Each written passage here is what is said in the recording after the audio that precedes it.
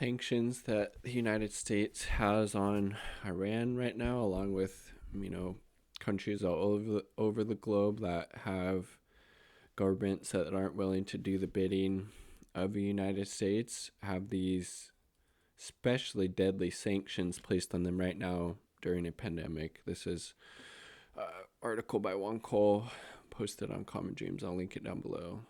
How U.S. sanctions have contributed to the 50,000 dead of coronavirus in Iran. Again, it needs to be pointed out over and over. The United States is the biggest purveyor of death and destruction in the world, bar none.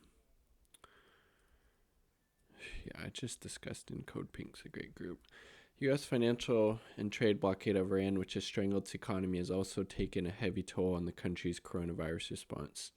Nick Patton-Walsh, Joe Shelley, Ramin Mostagim, Scott McWhinney at CNN did a great story in this heart-trending tragedy. I think that should be heart-wrenching travesty, right?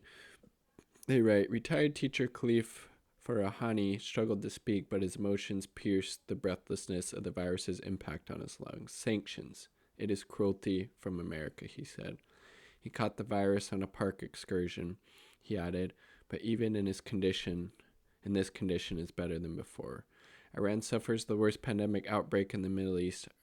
IRNA, not sure what that stands for, reports that 323 patients died of COVID-19 on Thursday, bringing the number of confirmed deaths from the disease in the country to 51,212. Iran, a country of 82 million, has recorded over 1 million infections.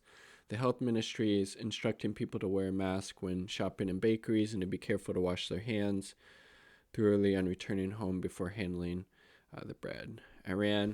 Since Iran has a population a quarter of the U.S., it has the U.S. equivalent of 204,848 deaths, about a third less proportionally than the U.S. toll. Iran may not be getting as accurate as a count as the U.S. does, but it also is true that the Iranian population is substantially younger, mean age 32, than that of the U.S., mean age 38, and many statistically younger countries have had less virulent outbreaks. Iran is nevertheless almost as badly hit as the U.S. with regard to deaths, possibly because the difficulties it's had in importing equipment like ventilators and medicines, which is a direct result of these sanctions, which is economic warfare, literally war crimes, crimes against humanity.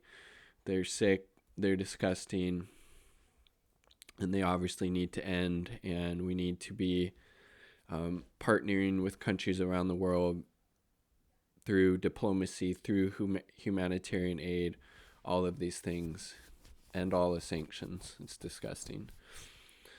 Iranian families who need to buy medicines also face difficulty in just affording them, since the U.S. has prevented Iran from engaging in international trade, thus plunging formerly middle-class people into poverty. I've argued the Trump admin missed a significant opportunity for diplomacy with Iran when it doubled down on sanctions this year despite the pandemic. That's not really surprising, unfortunately. The smarmy blowhard Mike Pompeo, the departing Secretary of State, has repeatedly denied that the U.S. has interfered with the importation of medicines and medical equipment such as ventilators. Pompeo is a lion, you can tell since he is speaking. Yeah, he's just a really horrible character, isn't he? He's right up there with, might not have as many deaths on his hands as, let's say, Henry Kissinger, but still a very despicable, disgusting human being, in my opinion. In September 2019, Secretary Mnuchin placed sanctions on Iran's national bank, the Banki Markazi, at the Just Security site based at the Rice Center. Attorney practicing predicted that these new financial sector sanctions would eviscerate humanitarian trade with Iran. She was right.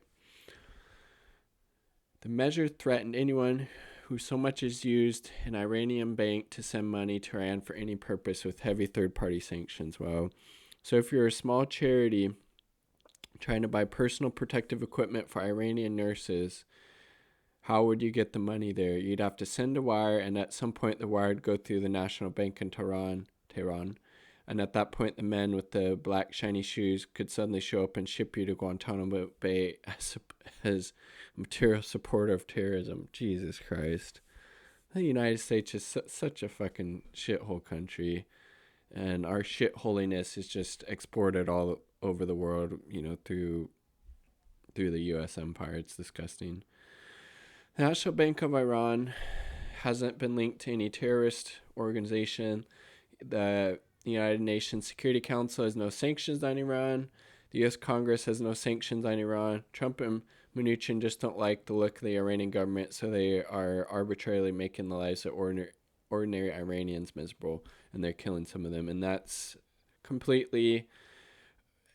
exactly why these sanctions are on countries like Iran, Venezuela, North Korea, etc. It's because the U.S. government doesn't like the party leadership there, either because they are too leftist, let's say in the example of Venezuela, because the leaders there actually give a shit for the well-being of the working class and indigenous people there, or, Iran, who's willing to stand up to the U.S. hegemony in the region and willing to, kind of carve out their own destiny, their own path. And obviously, the U.S. empire can't handle that. They have to be the world police. Hence these deadly sanctions, which are war crimes, little crimes against humanity targeted at the most vulnerable, because the U.S. wants to inflict as much collateral damage as they need to in order to force the type of regime change that they want. It's disgusting. Defund the military, abolish the CIA, end the sanctions, end all the sanctions, bring back diplomacy, humanitarian aid, and solidarity to everyone around the world who's being impacted by the U.S. empire. And I know it's a lot, and I know it's huge, wide, disgusting things that it leaves in its wake. All solidarity with the people, all power to the people. Peace, much love.